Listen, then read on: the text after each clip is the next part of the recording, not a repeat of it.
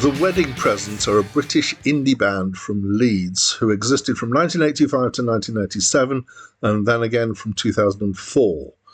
They've had a lot of member turnover, and David Gedge, who is the singer, guitarist, and frontman, is the only constant member. The band can be very much thought of as a medium for his muse to be delivered.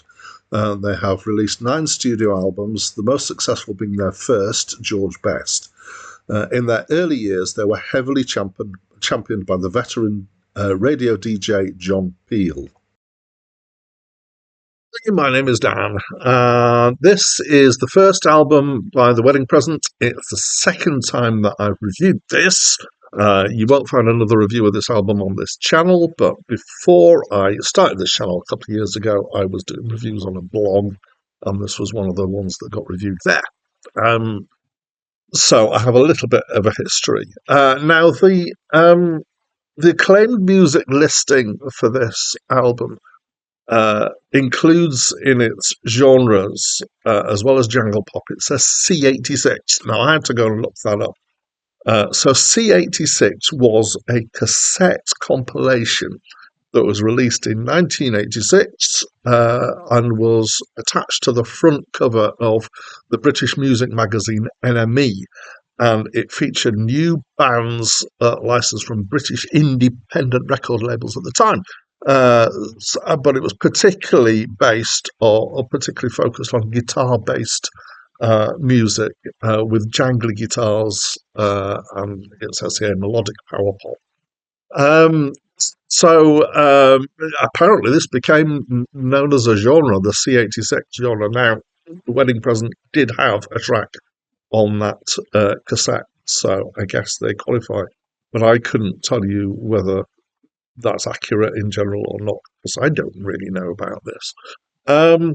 So let's move on. I would say, yeah, definitely jangly, jangle pop. It's a bit punk, especially, I would say, the bass, which is quite poppy and fast, and probably using a plectrum, and drums. I kind of noticed particularly that some of the drum patterns used seem to be quite ones that were fairly prevalent in punk at various points. And it has that kind of, in some ways, that punk immediacy, but it's not got the kind of energy that what I think it was really good punk has.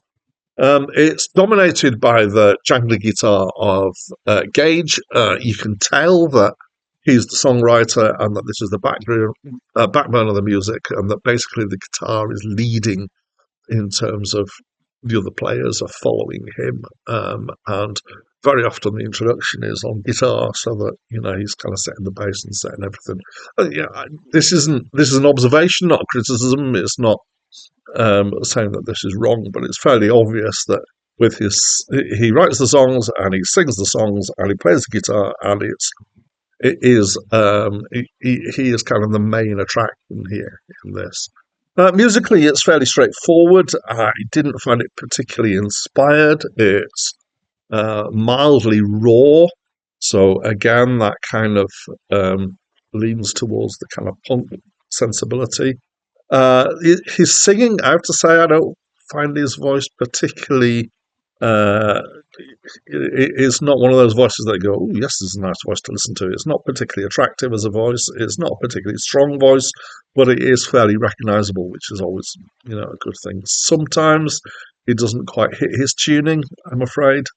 Lyrics. So here is where it is actually interesting: is that the style of the lyrics is different to almost everybody, and I have come across other people who've written in a similar style to this, but this is very definitely got a different approach to lyrics, in that they're written conversationally, pretty much like one half of a conversation.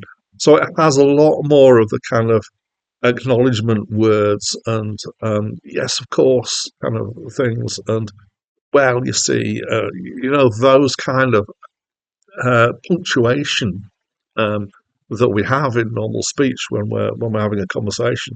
Mostly, the kind of set-in scenarios that are mild arguments, or to do with irritation and pictures. So the lyric writing, I think, is the best bit of this. I found that fairly engaging. Unfortunately, I found the music itself too dull to make me want to really listen to it more often. Once I listened to it a couple of times, I was like, yeah, I've done that. It's not one that I would particularly want to come back to. So I'm not, hugely taken with it. I didn't really object to it, but it hasn't made a big impact on me. That's what I think. As always, at this point, I want to invite you to tell me what you think of this album. So please do, especially if you're one of those people, and I know that there are people out there who think that this is the best thing since unsliced bread or whatever. I'd love to hear from anybody who's an ardent fan. But anybody at all, please do let me know. I love to get into conversation with people who've watched the video. So here's my inviting smile. That's it from me for now. Where something bites and turn away. Imagine girls behaving in that way. Why don't you pack your bags and leave? Look, here's another bruise I didn't see.